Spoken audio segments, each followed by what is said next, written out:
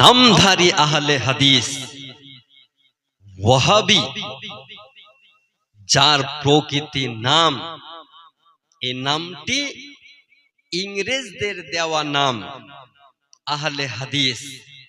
এদের কত জঘন্য আকীদা! আপনাকে আমি বলি, এদের ইমাম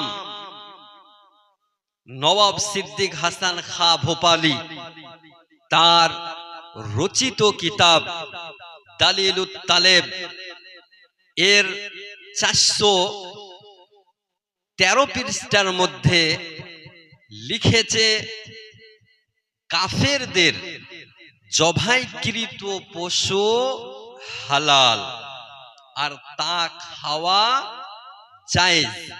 এইরকম জঘন্য আকীদা তাদের গুরু, তাদের ইমাম নিজ পুস্তকে লিখেছে।